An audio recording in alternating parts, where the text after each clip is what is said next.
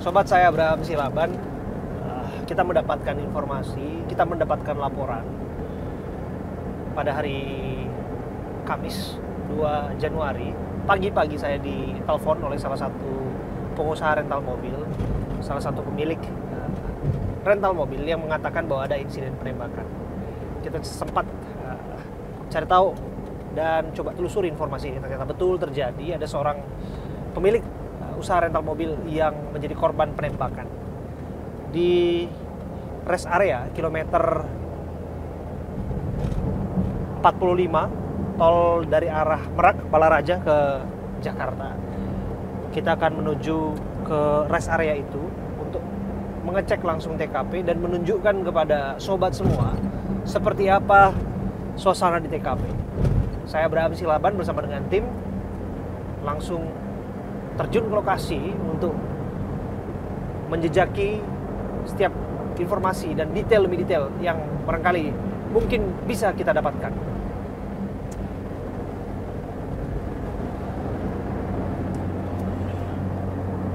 Sobat saya Abraham Silaban, saya ada di rest area kilometer 45 tol arah dari Merak menuju ke Jakarta. Siapa sangka di sini adalah tempat yang mana tempat ini menjadi tempat terjadinya penembakan seorang pengusaha ataupun pemilik rental mobil. Ada dua yang menjadi korban, satu orang meninggal dunia persis di dalam minimarket, satu lagi dirawat. Dan disebutkan ada pelaku yang hingga saat ini masih dicari. Dan hari ini saya juga hadir di sini dan melihat bagaimana upaya aparat kepolisian melakukan olah TKP dan berusaha untuk mengumpulkan fakta-fakta yang ada di lapangan, termasuk juga jejak-jejak lain sebagainya. Dan garis polisi, Anda bisa lihat itu, garis polisi sudah dibentangkan untuk memastikan bahwa upaya pengumpulan bukti-bukti di sini dilakukan secara steril tentu saja. Tentu kita harus menghargai itu sebagai bentuk upaya pengembangan informasi dan kasus yang terjadi di sini. Tapi lepas dari itu, ya kita akan terus menanti apa sungguh yang terjadi. Apa betul ini ada kaitannya dengan seorang pengusaha rental mobil atau pemilik rental mobil sewaan yang disebutkan bahwa mobil sewaannya sudah berpindah tangan. Dan ketika ada upaya untuk mengambil alih kembali yang menjadi propertinya alias mobilnya, malah berujung pada penembakan terhadap dirinya yang meregang nyawa. Ini tentu sangat disayangkan apabila ini benar-benar terjadi. Anda lihat itu. Seperti inilah olah TKP yang terus dilakukan. Puslapor Bareskrim Polri sudah turun tangan. Tentu ini upaya yang dilakukan. Ada proyektil, Anda bisa lihat itu. Ada upaya proyektil di situ. Ada temuan, Anda bisa lihat, bekas tembakan di situ ada. Ya, siapa sangka di area publik terbuka seperti ini terjadi penembakan ya, meskipun itu pukul 4.30 pagi ya. Nanti coba kita cek di mana titik pengamanan di tempat ini, di mana security yang bertugas di sini. Mungkin kita bisa menemukan keterangan-keterangan. Oke.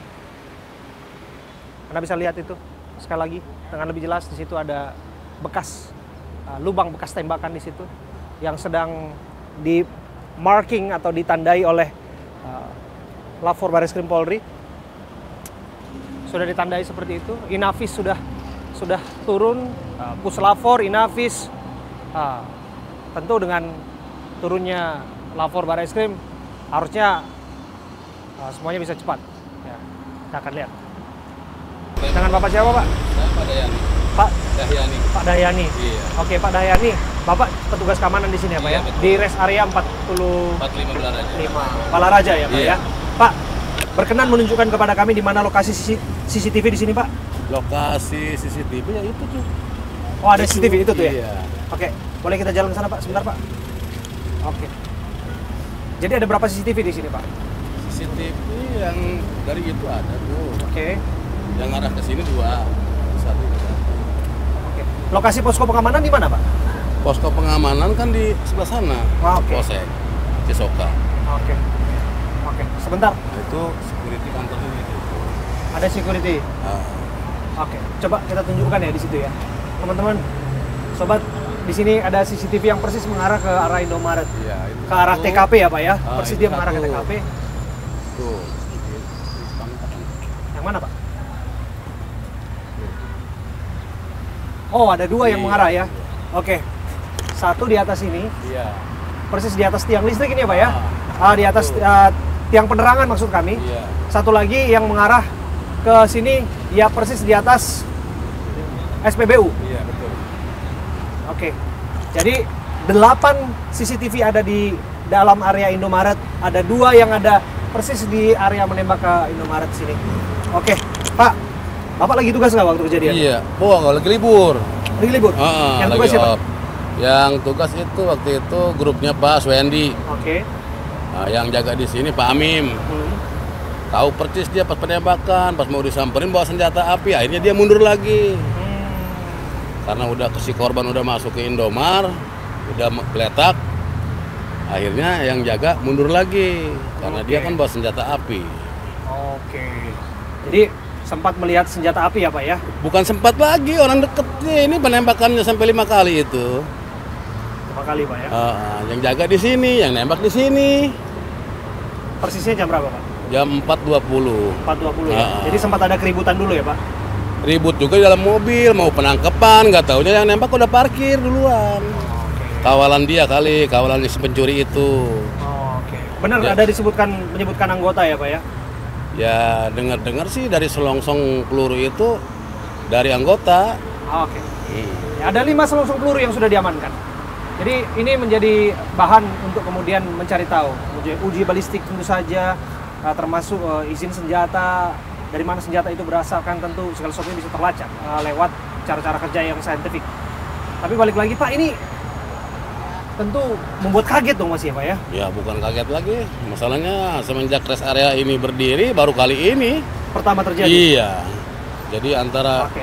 kejadiannya di luar dibawa ke dalam rest area ya berujung istilahnya kayak gini. Oke. Pak, saya mau tahu Ya. gimana sih posko pengamanan di sini, Pak? Sampai pada akhirnya ada peristiwa yang terjadi. Kita nggak mau nyalahin tentu saja, tapi yang mau kita tanyakan sebetulnya waktu saat itu terjadi Iya. ada petugas keamanan tidak, Pak, yang berjaga atau Ada, menyaksikan? ada lagi di situ lagi jaga. Oh, lagi jaga. Iya, cuman kan itu mobil kan udah parkir. Betul. Parkirnya di mana, Pak? Parkirnya tepat di situ yang dikurung tuh, Oh, oke. yang nembak itu. Oke. Nah Di kemudian kan depan ada yang rumah, di depan restoran ini ya? Oke. akhir kemudian kan yang mobil putih itu kan Ini mobil dari Brio sini. ya, Pak, yang depan sini? Oke, terus? Ada Terus mobil yang Sigra mobil katanya? yang Sigra yang hitam. Di sini juga, sebelah-sebelahan? Yang mobil putih itu yang mobil yang dirental. Yang warna putih diikutin sama yang punya dari sini. Oke. Pas parkir di situ langsung dirapet.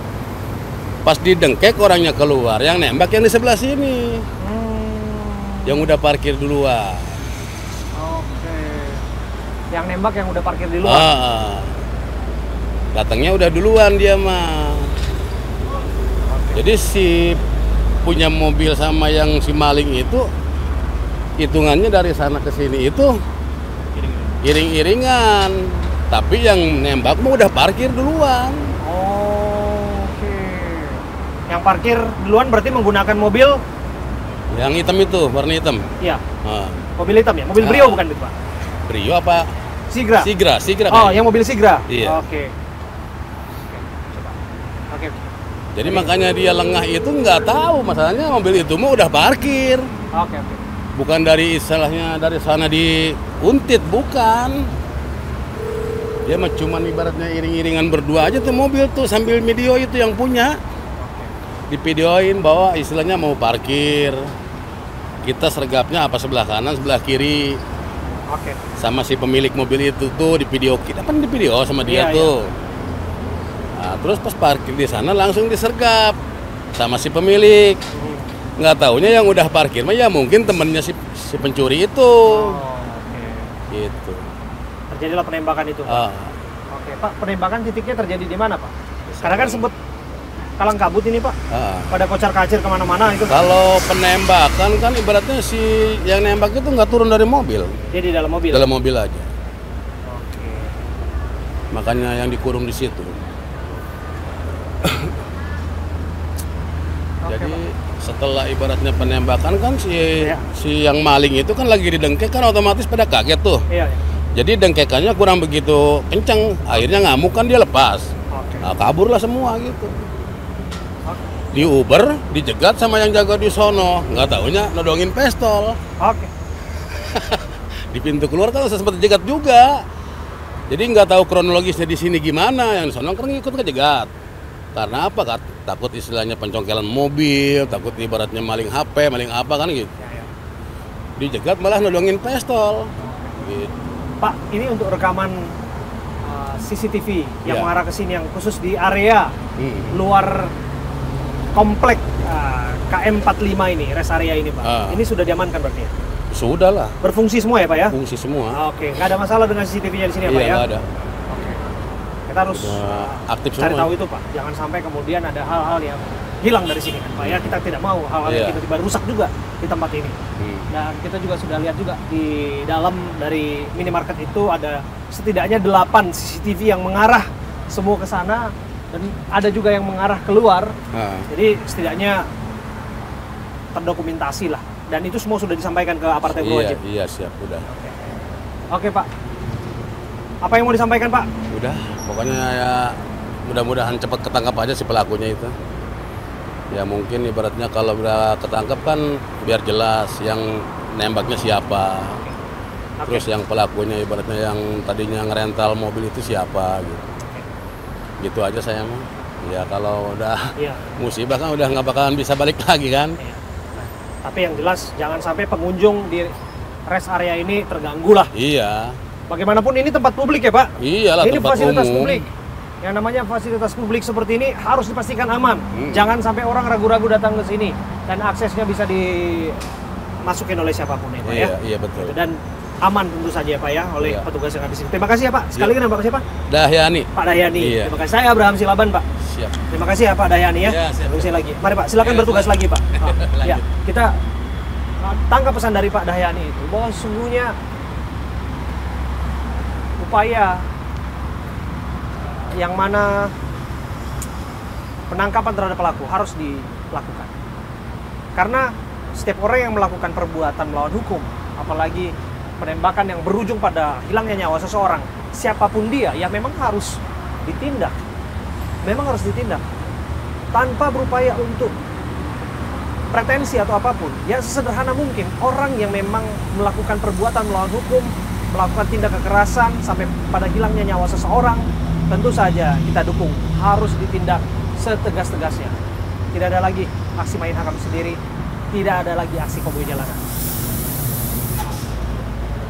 Ya, olah TKP sudah selesai ya, dilakukan oleh aparat kepolisian ya.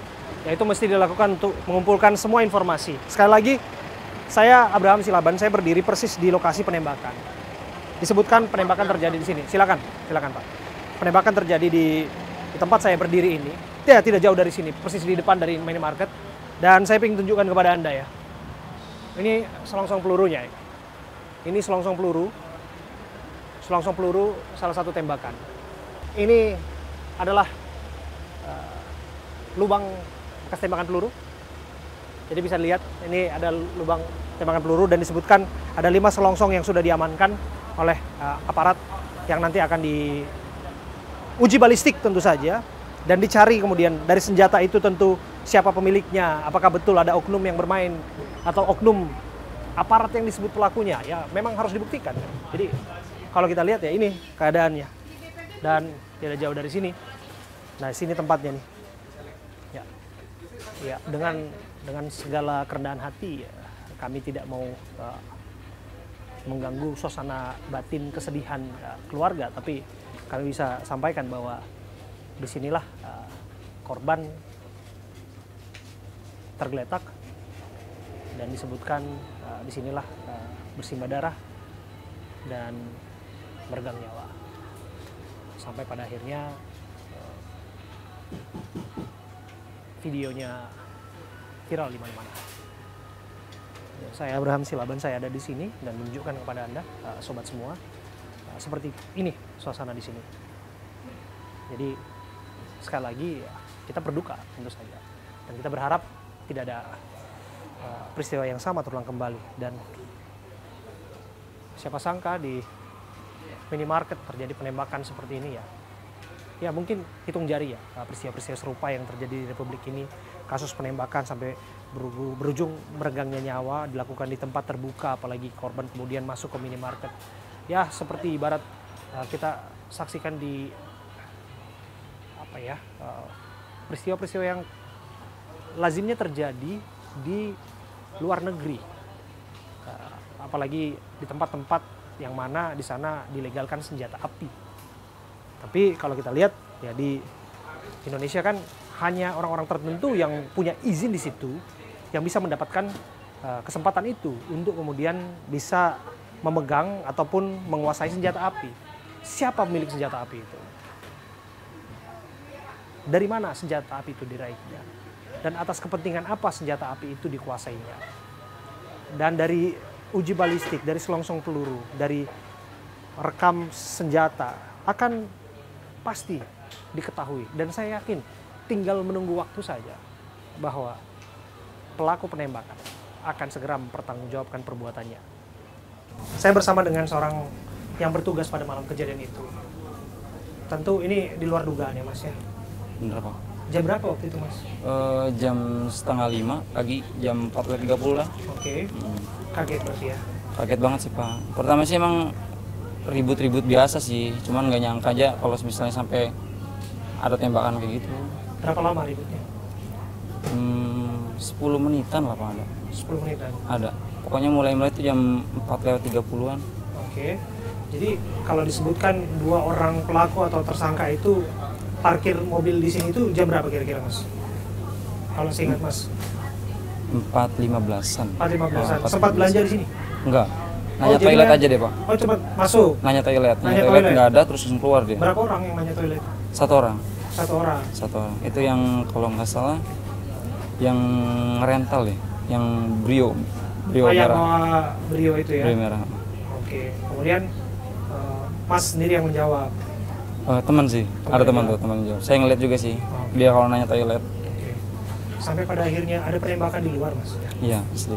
Sebelum penembakan ya, waktu ribut-ribut di luar sempat coba kontak security atau pengamanan Mas?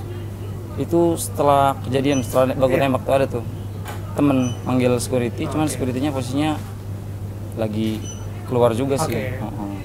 Oke. Jadi waktu kejadian ribut-ribut, kemudian ada penembakan, Mas ada di dalam? Ada. Oke, apa yang Mas lakukan waktu itu?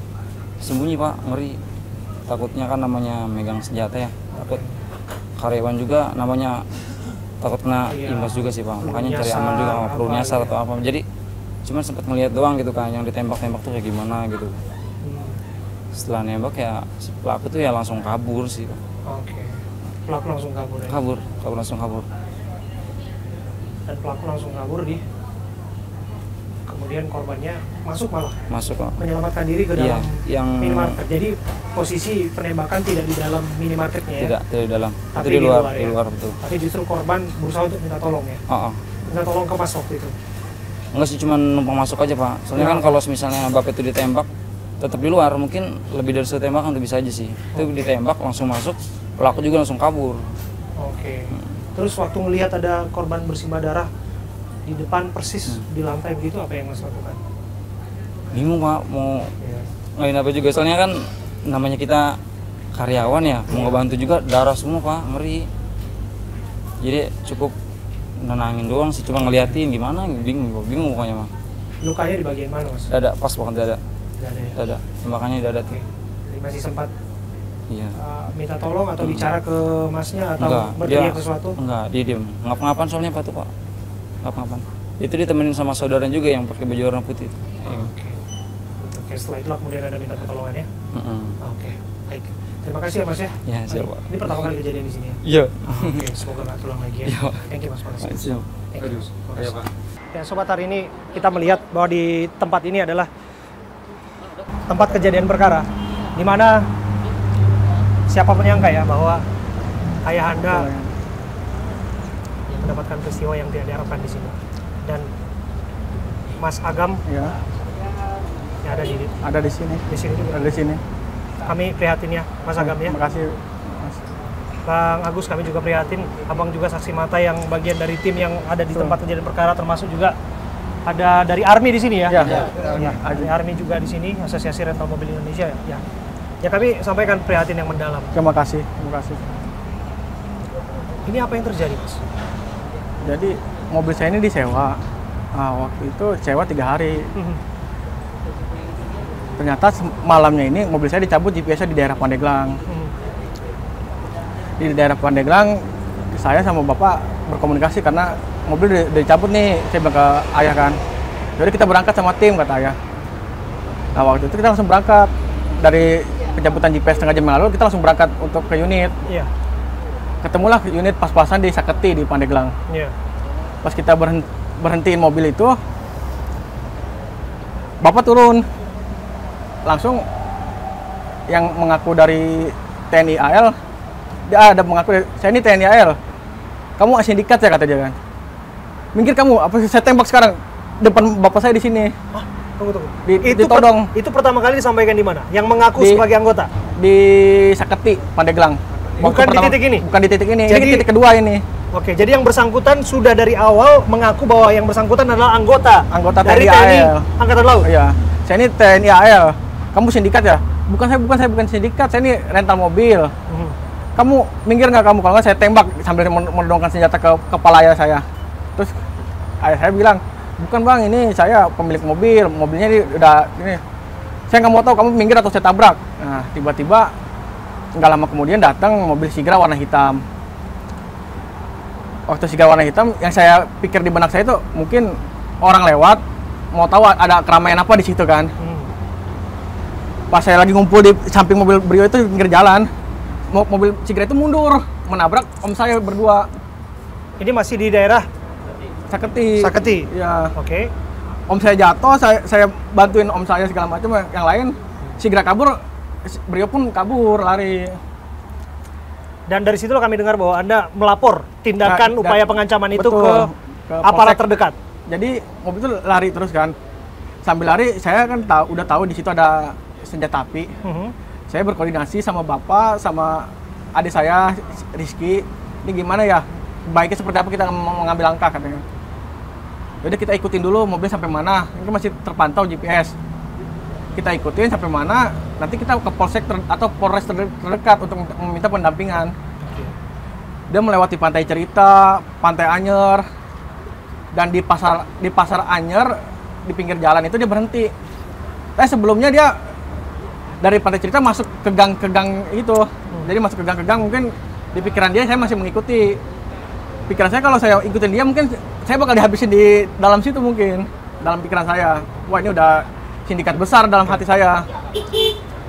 Nggak lama dia berhenti sebentar 10 menit di situ. Mungkin nunggu saya datang kali. Saya nggak datang di situ. Dia keluar jalan. Berhentilah dia di Pasar Anyer. Saya cek apa Google Map. Polsek terdekat saya klik kan. Ternyata ada Polsek Cinangka. Itu sekitar 2 km dari mobil itu berhenti. Saya datang sama bapak saya.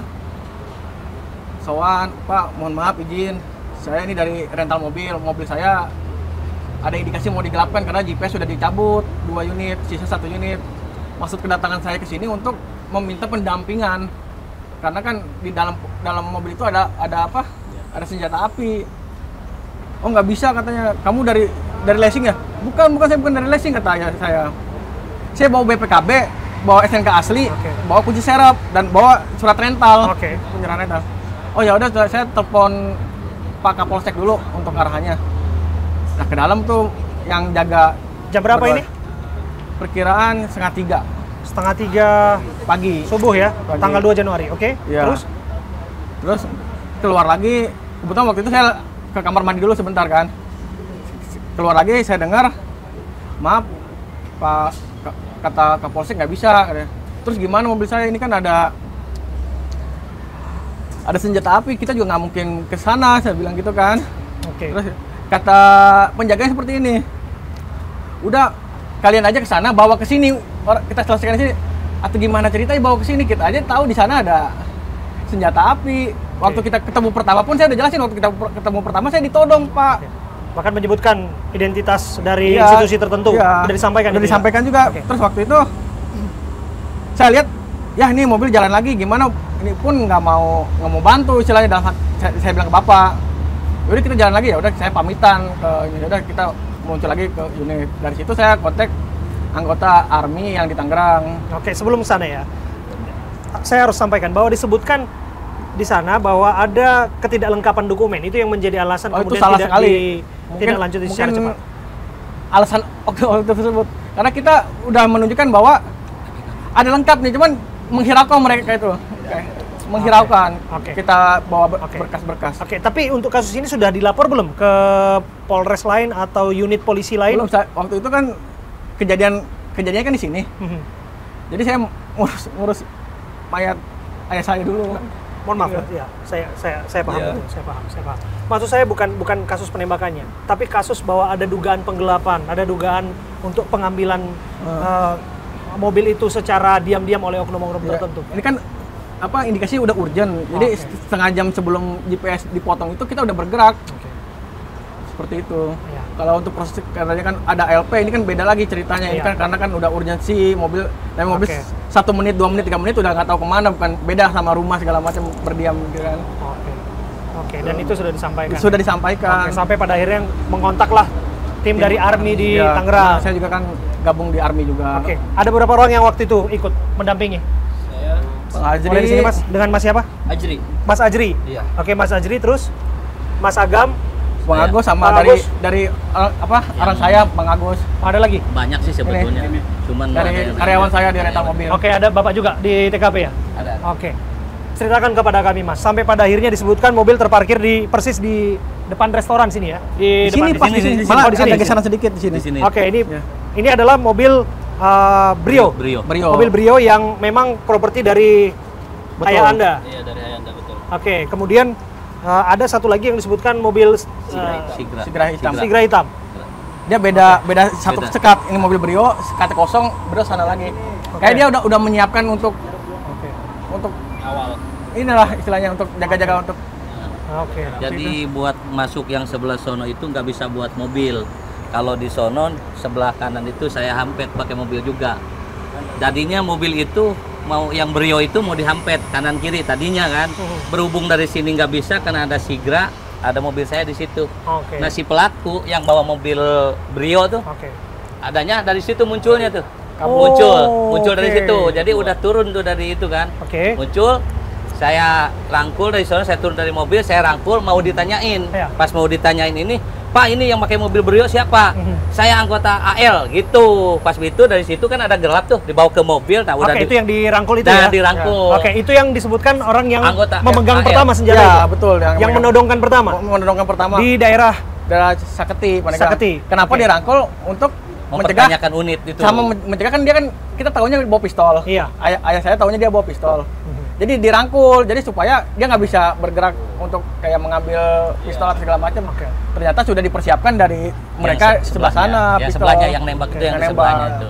Tiba-tiba ada penembakan. Tiba-tiba ada penembakan, dia juga sempat bilang, ngapain kamu? Kata dia kan gitu kan.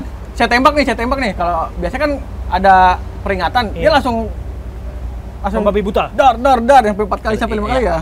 Ya kedengarannya waktu saya dirangkul itu kan di gerumbun nih. Jadi si yang bawa mobil Brio itu di tengah. Jadi ketutupin saya ini yang ngumpul. Jadi dia di tengah. Pas begini saya udah pegang begini kan tiba-tiba dar itu saya nggak tahu apakah kemana-mananya. Akhirnya kan udah itu saya lepas, saya lari ke sono.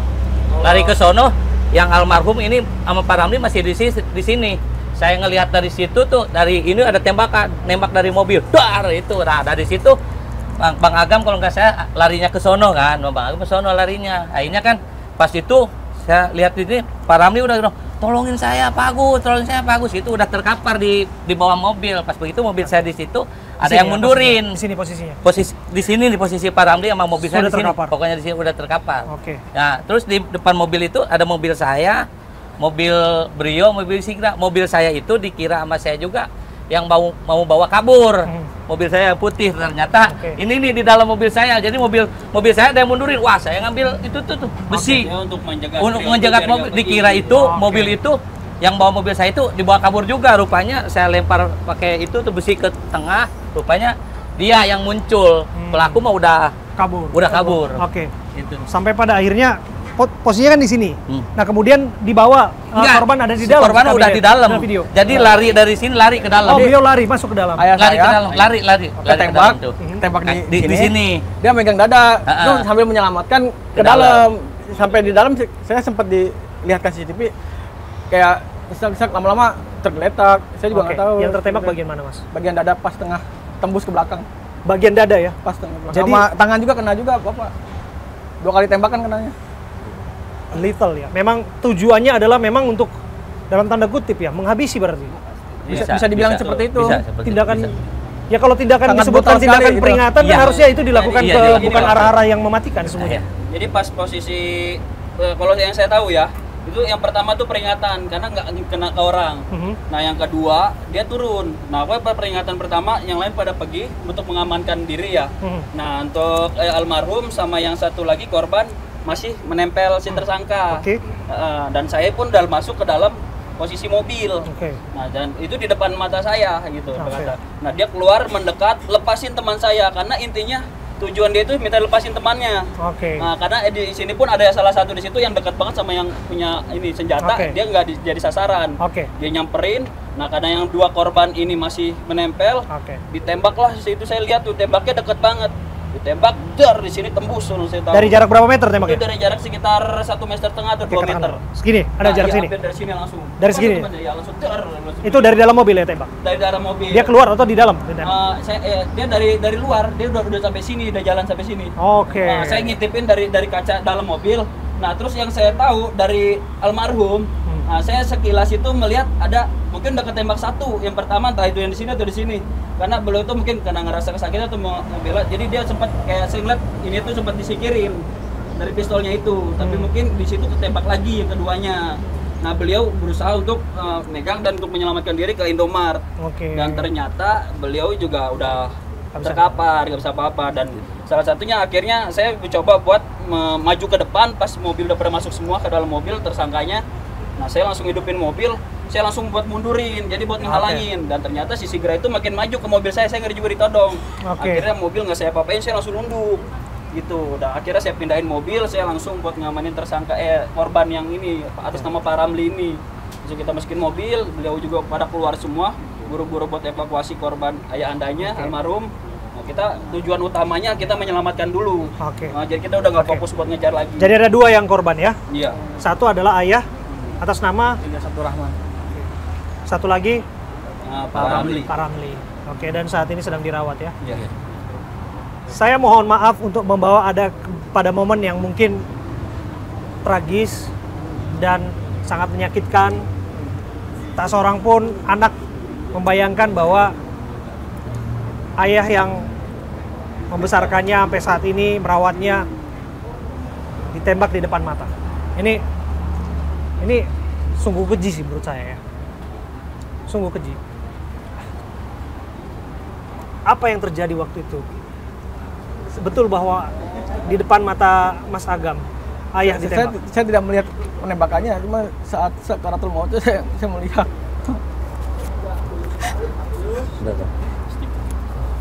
Ayah saya orang baik, Pak. Dia suka menolong orang. Dari situ saya merasa, saya menampakkan diri saya lagi mimpi apa enggak, sampai saya tuh merasa kehilangan ayah saya. Saya sangat dekat sekali sama ayah saya, Pak.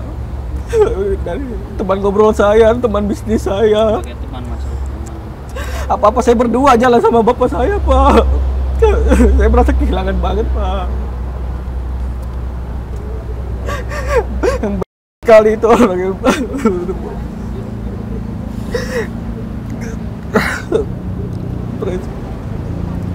ya. Kami lihat apa gak punya hati nurani, orang yang menyelamatkan hartanya malah semoga bapak saya mati syahid. Amin. Mas Agam sendiri yang merekam video itu? Adik saya. Adiknya Mas Agam. Adik saya. Dan Mas Agam yang menyebut ayah yang di dalam situ. Iya. Itu tadi saya menyiapkan mobil. Saya bilang, Oke. cepet-cepet ini udah nggak bisa dilama-lamain, langsung apa masuk ke rumah sakit aja langsung. Saya bilang gitu kan. Selama saya ngerangkul ayah saya bilang, ayah nggak apa-apa, kuat kan. Ayah gitu sih, nggak ada minta pertolongan juga. Ayah saya itu orang kuat, nggak ada minta pertolongan. Sampai di jalan udah tiba-tiba mengucap la ilaha illallah meninggal. Di jalan udah kayak udah tidak bernapas lagi. Ada kalimat terakhir yang disampaikan kepada Mas Agam. Sorenya sebelum kejadian, saya lagi duduk di ruang tamu sendiri. Ayah saya dari kamar nyamperin saya. Abang katanya. Abang ayah mau haji abang katanya. Ayah mau haji. Ayah kan baru umroh, ayah mau haji tahun depan atau tahun depannya lagi. Kan kalau ikutin haji kan lama kata ayah kan 20 tahun. Tolong persiapkan ya abang ya kata ayah kayak gitu. Iya pasti aku persiapkan. Kalau itu ayah aja yang berangkat, bunda mah nanti kata dia. Nggak apa-apa ayah duluan. Selagi ayah bisa, selagi ayah mampu. Ternyata malamnya terjadi seperti itu paginya. Oh. Sangat menyakitkan buat saya. Ya. Sabar Mas, sabar. Jadi pasti siapapun terpukul apabila mengalami hal seperti ini. Dalam hitungan jam sakit banget saya. Seorang ayah mengucapkan kalimat itu kepada anaknya, kepada putranya, ingin berangkat haji, tapi ya justru disebutkan bahwa itu adalah momen terakhir bersama dengan ayah ya. Oke. Gini, Mas, kami mendengar ya, bahwa siapapun tentu saja yang melakukan penembakan, melakukan perbuatan melawan hukum, tentu harus ditindak. Itu adalah suatu konsekuensi dan tentu harus dipertanggungjawabkan karena ini negara hukum. Siapapun mereka, apapun jubahnya, apapun kedudukannya dan lain sebagainya. Karena seperti itulah kita bermasyarakat di negara ini. Harus ada rasa tanggung jawab dan harus ada upaya untuk menindak mereka yang bertanggung jawab di sana. Mas Agam, kami dengar begini. Kami dengar ada 2 orang oknum yang sudah ditahan. Oknum TNI Angkatan Laut. Bisa jadi ini benar ataupun tidak. Tapi kami sudah mendengar informasi itu. Bahwa ada 2 oknum Angkatan Laut yang sudah diamankan. Sekali lagi kita harus cross check informasi itu. Apa yang ingin disampaikan? Saya berharap dihukum seberat-beratnya. Harus. Kalau bisa nyawa dibayar nyawa. Karena ayah saya sangat berharga buat saya dan keluarga saya. Saya bersama dengan Pak Anton, Ketua Umum Asosiasi Rental Indonesia. Kalau ada dalih disebutkan, sekali lagi kami turut belasungkawa, turut bela rasa atas apa yang terjadi di sini. Terima kasih. Tentu saja. Tapi kalau disebutkan bahwa ini kan upaya yang melampaui kewenangan seorang sipil melakukan upaya pengambilan properti yang memang miliknya, tapi dianggapnya bisa jadi orang salah kaprah di sana. Kan ada kejadian seperti di Pati, ternyata salah, orang dikira maling, ternyata dia pemilik mobil itu malah dibakar hidup-hidup di masa segala macam. Kalau ada alibi-alibi seperti itu, ada dalih-dalih seperti apa yang disampaikan? Kalau saya menyampaikan bahwa kami pengusaha rental mobil yang secara syah mempunyai legalitas, yaitu Asosiasi Rental Mobil Indonesia atau ARMI, bahwa kami bukan debt collector atau tukang tarik mobil. Kami pengusaha. Anggota ARMI adalah seluruhnya pengusaha rental mobil yang sudah berlegalitas. Jadi saya tekankan sekali lagi bahwa anggota ARMI adalah pengusaha rental mobil yang tergabung di dalam ARMI itu mempunyai legalitas yang sah, minimal CV. Itulah. Oke. Jadi apa yang ingin Anda sampaikan bahwa segala upaya yang dilakukan di rest area ini sudah sesuai dengan prosedur, sudah sesuai dengan apa yang direncanakan? Maksudnya untuk kejadian ini, Pak? Untuk pengambil alihan kembali mobil-mobil yang misalnya digelapkan, ada potensi digelapkan dan sebagainya begitu, Mas? Mungkin untuk SOP saya yakin sudah lengkap, cuman karena memang urgent, Bang, bersifat urgent, jadi mungkin tadi contohnya seperti Pak Ilyas almarhum beserta keluarga anaknya pada saat di Polsek Citangka itu kan sudah jelas melaporkan, meminta pendampingan untuk mendampingi penarikan mobil. Oke. Sedangkan tersangka jelas sudah ada senjata api yang dilaporkan. Oke. Gitu. Dan sudah ada upaya untuk matikan GPS dan sebagainya. Sudah ada upaya. Oke, jadi Anda melihat bahwa itu adalah upaya penyelamatan Upaya supaya tidak lebih sulit lagi untuk melacak di mana mobil itu. Lebih jauh lagi. Tidak lebih jauh lagi upaya yang dilakukan. Oke. Ini terakhir ya, Mas Agam ya. Disebutkan para pelaku sudah tertangkap. Ada 2 sipil, diduga ada 2 sipil dan diduga ada 2 oknum aparat di sana. Aparat berseragam di sana dan masing-masing sudah diamankan. Tapi sebelum ke sana, pernah berpikir tidak bahwa ini semua akan mengalami resiko yang tinggi, bahaya yang besar ketika memang harus berhadapan dengan seorang yang melakukan pengancaman di tengah jalan seperti Anda sebutkan tadi di Pandeglang, kemudian tetap nekat untuk melakukan upaya pengambilan mobil itu? Untuk saya sendiri, pengambilan mobil itu sudah sesuai SOP yang harus dilaksanakan karena saya udah tahu ada pistol, saya melaporkan ke polisi menghiraukan. Saya itu ada anggota ARMY juga, saya melaporkan untuk kejadian ini dibantu juga sama anggota ARMY. Jadi sudah sesuai SOP yang harus dijalankan. Dan emang mungkin oknumnya yang luar biasa pemain mungkin, jadi udah mereka persiapkan dari pistol segala macam pengawalan. Jadi ya korbannya ayah saya. Waktu tidak akan mungkin diulang. Ini terakhir, Mas Agam. Tentu keadilan harus ditegakkan, apapun itu. Betul, Ya. harus. Ada kata-kata yang ingin disampaikan? Saya ingin usut tuntas kasus penembakan ayah saya dan pelaku dihukum seberat-beratnya. Oke. Untuk mobil Anda belum kembali? Sudah diamankan. Berapa mobil, Satu Mas? unit. Ada 1 unit? Jadi waktu penembakan mobil saya pun dibawa lagi sama pelaku. Oke, maksudnya mobil yang Kan tadi? di sini, Oke. Oh, mobil Brio ketinggalan? Iya. Enggak tinggal dibawa lagi, dibawa Oke. kabur, terus ditinggalin lagi di pinggir tol. Oh, akhirnya mobil itu ditinggal. Iya. Dari sini. Oke, setelah penembakan itu mobil itu ditinggal. Gitu. Ditinggal. Kami dengar bukan hanya 1 unit saja yang potensi digelapkan. 1 unit aja? 1 unit saja. Oke, ini setelah masa sewanya habis ya? Masa sewa belum habis sebenarnya, 3 Oke. hari. Karena dia udah terindikasi mau menggelapkan unit, GPS sudah dipotong. Oh, GPS sudah dimatikan. Sudah dimatikan. Gitu. Masa sewa belum selesai, sehari pun belum kelar itu mobil. Oke. Gitu. Begitu Anda dapat informasi atau ada deteksi bahwa GPS dimatikan, wah ini nggak benar. Nggak benar, langsung kita susun. Dari ini ya, dari 3 unit tiga GPS, unit GPS, sudah 2 dua yang mati. putus, tinggal 1 lagi. Tinggal Jadi 1. mungkin mereka tidak sadar bahwa ada 1 lagi yang masih ada. Oh, oke. Yang satunya. Ada berapa GPS? 3 GPS yang diputus? 2. Ada 2. Mungkin Oke. 1 ini tadi mereka tidak tahu bahwa Tahu masih di mana apa udah beres. Oke. Berarti dari situ saja sudah bisa Untuk ditelusuri. pencabutan GPS itu yang saya rekam tuh ada di pabrik pencabutan GPS -nya. Di pabrik PT di daerah Pandeglang ada saya rekaman. Oh, dilakukan di sana? Iya. Entah membuangnya atau Oh, dekat dengan ya, salah satu lokasi pabrik yang ada di ada di Pandeglang. sana. Karena posisinya pun bukan ini di dalam pabriknya. Di dalam pabrik Bukan itu. di pinggir jalan. Karena kan GPS kan akurat. Oke. Di dalam pabriknya. Oke. Dan indikasinya pabrik itu pabrik apa? Belum saya cek karena Oke. ya, Oke. Ya, kita akan lihat dan berharap bahwa semuanya ditindak ya. Dan sekali lagi kami belasungkawa, Mas. Semoga keluarga yang ditinggalkan diberikan keikhlasan dan kemudian ke lapangan dan tentu ditambahkanlah keberkahan dari Yang Maha Kuasa dalam hal-hal yang lain yang barangkali bisa melegakan hati dengan keadaan yang seperti ini. Oke. Terima kasih sekali lagi Mas Agam ya. Sama-sama. Kami dengar ini mau tabur bunga ya Mas ya. Langsung saja kalau mau tabur bunga silakan Mas. Ini kita lihat teman-teman. Ya, kita lihat sobat ini upaya tabur bunga. Ada yang mau disampaikan barangkali? Baca doa dulu dan lain sebagainya. Silakan.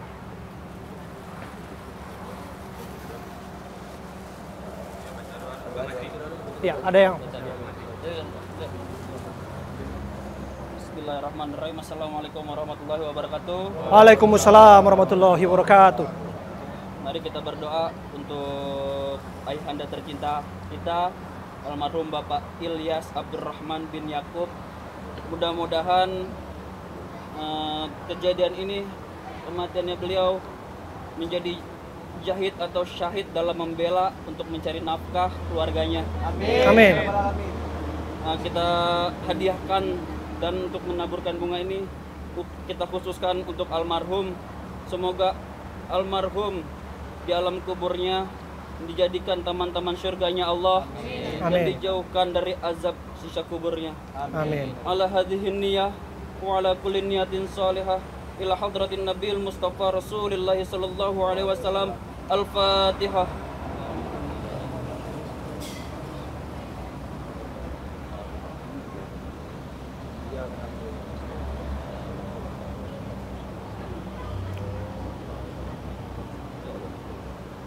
Selesai. Wabillahi taufiq wal hidayah. Assalamualaikum warahmatullahi wabarakatuh. Silakan Mas.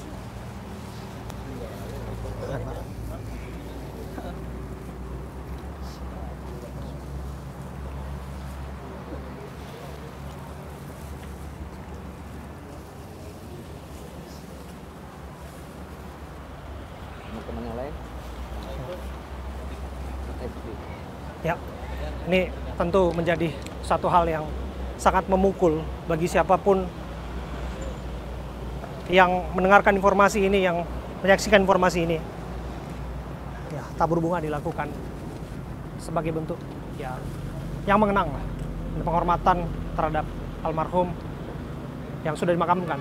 Tapi lagi dan lagi ya, ini sebut saja lah upaya untuk kemudian jeritan keadilan yang berharap bahwa di tempat ini nyawa seseorang dicabut, di tempat ini penembakan dilakukan. Tapi bagaimanapun seseorang yang ada di balik ini semua memang harus mendapatkan hukuman, harus mendapatkan hukuman, karena itulah prinsip kita bernegara, karena itulah cara-cara kita hidup bermasyarakat.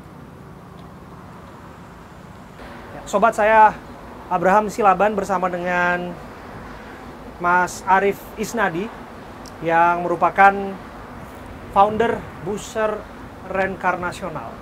Ini adalah semacam asosiasi dari pemilik usaha penyewaan mobil yang memang mengantisipasi segala bentuk tindakan-tindakan yang seperti yang disaksikannya. Oh, betul, ya. Kalau masih ada yang ingat bahwa beliau peristiwanya, kita melihat ada anggota dari Busser Renkar yang disebutkan meninggal di Pati yang terbakar waktu itu, betul ya? Iya, jadi ada kasus yang dibunuh ya di Betul. Pati. Ya. Dan ini bukan pertama kali terjadi. Tapi ceritakan kepada kami, apa iya bahwa peristiwa kemudian mobil disewa dan disebutkan kemudian berganti nama atau pindah kepemilikan tanpa diketahui oleh pemilik aslinya, memang ini adalah ujungnya semua?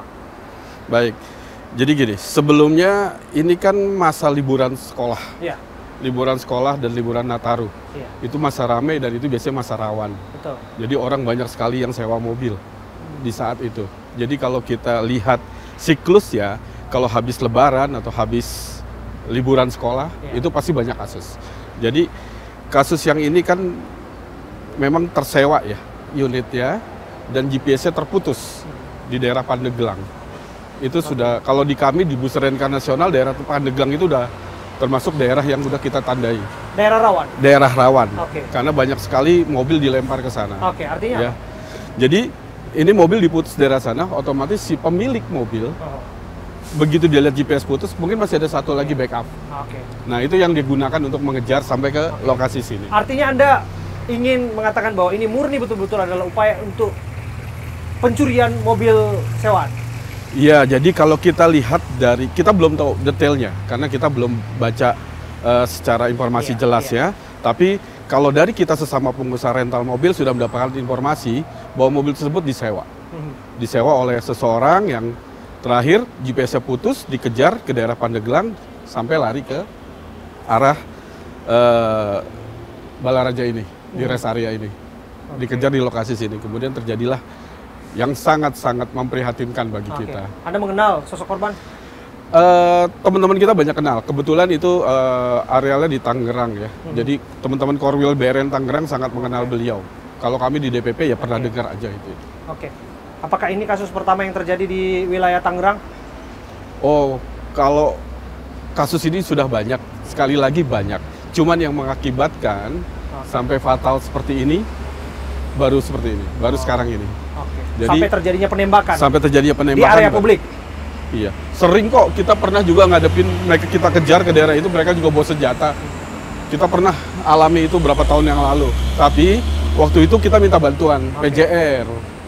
Ya, kita kontak teman, kita minta cari PJR kemudian mengawal kita tuh di kasus itu. Itu kuncinya Mas Arief, minta bantuan. Ya, memang selayaknya bantuan itu kan diminta kepada yang mereka yang punya kewenangan. Betul. Dalam hal ini adalah aparat kepolisian. Betul. Nah, yang ingin saya tanyakan, apa dasar teman-teman dalam asosiasi serupa seperti yang terjadi hari-hari ini untuk melakukan penangkapan secara langsung gitu loh? Karena kan nggak punya kewenangan Anda. Iya. Gini, kenapa kita ada? Kenapa BRN itu ada? Pasti karena ada sesuatu. Kita mengharapkan pihak kepolisian lebih banyak membantu kita. Iya. Tapi dalam prosesnya mungkin agak lambat kita anggap. Karena sekali lagi gini, mobil di depan mata sudah dibawa kabur, sudah hilang. Kalau kita nggak langsung eksekusi saat itu juga, hilang tuh mobil. GPS dicopot, dibongkar. Jadi kadang-kadang kita butuh kecepatan. Jadi dengan alasan itulah kemudian teman-teman, saya harus katakan Anda sipil melakukan tindakan penangkapan seperti itu yang dianggap satu, itu tidak ada kewenangan. Kedua, ini sangat membahayakan. Betul. Jadi begini, kalau di booster reinkarnasional tuh kita udah punya standar. Standar untuk istilahnya untuk mengeksekusi. Istilah kita BBOC, bring back our car. Kita punya standarnya, pertama harus bagaimana, step-stepnya kita sudah ada. Ya. Jadi pertama kita harus siapin data mobil, data penyewa, kemudian baru kita kirim, kita bikin khusus tuh nanti. Nah di situ udah ada prosedurnya, bagaimana kita di lokasi harus bagaimana. Tindakan apa yang harus kita lakukan. Humanis, kita harus ya istilah katanya kita harus dengan apa komunikasi ya? Komunikasi yang negosiasi, baik. Negosiasi, ya betul. Nah, seperti itu. Ini yang bisa jadi salah kaprah. Seperti apa yang terjadi di Pati. Orang yang ingin menjemput mobil yang disebut adalah propertinya sendiri, ternyata justru ia, mohon maaf, diamuk massa, bahkan dibakar di sana. Bahkan sampai kehilangan nyawa dan sebagainya. Ini sangat tragis tentu saja. Betul. Dan ini kita tidak boleh sampai terjadi ke depannya. Bagaimana Anda menanggapi itu? Bahwa jangan sampai kalau upaya itu dilakukan, malah ini dianggap mispersepsi, orang yang tadinya dianggap ingin mengambil alih barangnya, ini dianggapnya justru maling. Iya. Justru orang yang dianggap semacam debt collector dan sebagainya. Betul. Makanya gini, makanya tadi kita bilang, di saat kita dapat informasi unit kita disalahgunakan, kita langsung siapin tuh data-data. Kalau mobil itu mobil leasing kita siapkan. Kalau mobil itu mobil pribadi kita siapkan tuh BPKB bukti jelasnya. Jadi begitu kita sampai lokasi, kepada yang bawa mobil tersebut kita jelaskan bahwa kami dari organisasi transportasi rental mobil, ini mobil milik ini. Biasanya kita tanya bagaimana unit ini ada di saudara. Biasanya itu yang kita tanya. Tapi kan susah ya, Mas Arief. Lantas mereka orang yang ada dan melihat BPKB dan lain sebagainya, ya mereka bisa saja itu menganggap ya palsu dan tidak punya kesempatan mengeceknya. Dan mereka yang mengendarai mobil itu bisa saja berdalih mereka sudah beli mobil itu dari siapa, sudah pindah tangan dan sudah membelinya dari pihak yang tidak bertanggung jawab. Iya, jadi begini, kita inginnya ke depan tidak ada lagi orang-orang, baik itu orang biasa, oknum, ya, atau tokoh masyarakat membeli mobil harga murah dengan surat-surat yang nggak jelas. Intinya itu goal kita sih sebenarnya. Jangan sampai itu adalah mobil hasil penadahan. Ya, bisa saja ya itu mobil penadahan, bisa saja itu mobil rental. Kalau mobil rental pasti ketemunya kita nih para pengusaha rental. Tapi kan sebenarnya ada juga yang mobil leasing, mereka telat nggak bisa bayar, mereka jual daripada diambil leasing, ya itu ini. Tapi kalau yang mobil rental itu jadi urusan kita. Ya itu yang kita antisipasi, jangan sampai ada peristiwa maling, teriak maling, kepanikan dan sebagainya, terjadi gesekan. Tapi apapun yang terjadi di sini, di tempat kita berada hari ini tidak bisa dibenarkan. Upaya penembakan sampai seorang harus meregang nyawa. Ini kan sangat disayangkan. Betul, Anda juga mendengar bahwa ada oknum yang terlibat, bahkan disebut yang menyebutkan nama institusi di sana. Iya, ya memang ini kan sekali lagi kita ngelihat mereka itu seperti kebal hukum. Mereka nggak takut sama siapapun. Nah, kalau kita berpikir yang nggak takut sama siapapun selain penegak hukum siapa? Orang sipil biasa mungkin masih tanda kutip ya. Tapi kalau mereka merasa kalau diperiksa polisi juga mereka polisi juga nggak bisa Kalau ditanya STNK nggak ada juga, polisi juga mungkin lepas tangan juga gitu. Yang mengenai pelibatan polisi di dalamnya, disebutkan Polsek Cinangka sudah didatangi dan diupayakan untuk melakukan pendampingan. Tapi kan ada dalih yang disebutkan bahwa dokumen-dokumen disebutkan tidak begitu lengkap dan tidak begitu pasti apapun penjelasan dan sebagainya di sana. Bagaimana Anda menjawab itu? Iya, ini begini ya. Saya melihat ini seperti ada kejadian di daerah-daerah di pulau lain. Mobil sudah ada, mobil sudah terlihat. Kita lagi kejar nih, penjahatnya sudah jelas. Kita lapor polisi, minta pendampingan, tapi polisi minta sesuatu hal yang menurut kita ya itu butuh waktu untuk menyiapkannya. Sedangkan itu suatu hal yang urgent. Ya kita harapkan polisi begitu melihat jelas bahwa itu ada kepemilikan mobil jelas, kasusnya jelas, apa segala macam. Untuk ya istilah bukan mengabaikan ya, mengabaikan apa yang harus aturan yang berlaku. Tapi yang kita harapkan adalah itu tindakan nyatanya dia bagaimana, langsungnya. Karena kita udah jelas di depan mata kita, mobil kita dibawa kabur. Ya kayak istilahnya kalau orang mencuri sesuatu kan, mereka harus nggak ada laporan juga pasti ditangkap, polisi pasti bertindak. Ini sudah jelas, itu yang jadi kenapa akhirnya bus rental nasional ada di situ. Kadang-kadang kita kalau kita mobil sudah kembali ya udah kita nggak lanjutkan lagi tuh kasusnya. Oke. Sudah selesai di situ begitu mobil kembali. Tapi ada juga kita punya program. Kita sekarang tahun kemarin kita mau bikin penjahat rental jera. Jadi kita punya program begitu ada kasus, begitu saya penjarakan orangnya, saya masukin penjara, saya dapat dana tuh dari organisasi saya 10 juta. Sebagai bentuk program meja hijau. Jadi kita mau bikin mereka itu kapok. Selama ini kita hanya ambil mobil, selesai. Nah yang selanjutnya kita mau bikin mereka ke meja hijau, jadi ya istilahnya jadi dikenal lah. Ya, tapi lepas dari ini sebetulnya upaya lapor kepada aparat pihak yang berwajib terus dilakukan sebagai upaya pertama ya? Pasti. Karena bagaimanapun ini adalah upaya yang memang kalau ada dugaan pidana di sana biarlah mereka yang berwenang menghadapinya. Iya, karena setiap kita mau melakukan eksekusi unit pasti kita bawa LP itu. LP itu laporan polisi. Laporan polisi pasti kita bawa. Jadi kita sampaikan ini ada kasusnya seperti ini. Itu wajib untuk dalam eksekusi, apalagi kalau kita tuh sampai kejar-kejaran. Mas Arief, seberapa sering peristiwa seperti ini masih terjadi di Republik ini? Banyak ya. Kalau seluruh Indonesia itu masih bisa sekitar setiap bulan itu bisa 10 kasus. Karena anggota kita ada, itu baru anggota kita aja yang laporan. Kita ada aplikasi bus rental nasional, di situ ada kasus selalu didata. Hampir tiap bulan itu minimal 10 kasus. Tapi 10 kasus bukan berarti mobilnya, bisa aja mobilnya lebih dari satu. Satu kasus bisa 5 mobil, bisa 10 mobil. Seperti itu. Kalau yang ini saya dengar kasusnya beberapa mobil nih. Bukan hanya satu mobil. Ada beberapa mobil yang masih mereka cari. Dia seperti itu. Iya. Dan kita turut prihatin apa yang terjadi di Pati, mirip-mirip ya diduga juga terjadi di KM 45 ya. Palaraja di rest areanya. Iya, betul. Anda menyangka tidak sampai seperti ini? Pernah ada di pikiran kita. Makanya begini, di organisasi kami, di Bus Rental Nasional, kami akan selalu kasih edukasi. Jadi supaya untuk menghindari hal seperti ini. Ya. Kebetulan kejadian ini bukan anggota Bus Rental Nasional. Yang di Pati juga bukan anggota Bus Rental Nasional. Tapi kami sebagai pengusaha rental kan merasa itu adalah ruang lingkup kerja mereka yang sama dengan kami gitu. Jadi kami merasa terpanggil untuk ikut. Ayo kita harus cari tahu, kita harus usut tuntas apa sebenarnya di balik ini. Kenapa gampang sekali pihak-pihak oknum-oknum itu memiliki unit mobil-mobil rental yang mereka jual atau mereka lepas dengan harga murah mereka dapatkan. Udah pasti dengan harga murah dan pasti tanpa ada surat yang jelas. Seperti itu kira-kira. Kira ini menjadi pelajaran ke depan ya bagi pengusaha rental juga untuk berhati-hati dan tentu juga kita akan tunggu seperti apa tindak lanjutnya. Saya sih yakin pelaku akan segera tertangkap. Iya, tinggal waktu ya. Baik. Terima kasih, Mas Arief. Terima kasih. Ya. Founder BRN sudah berbincang bersama dengan kita.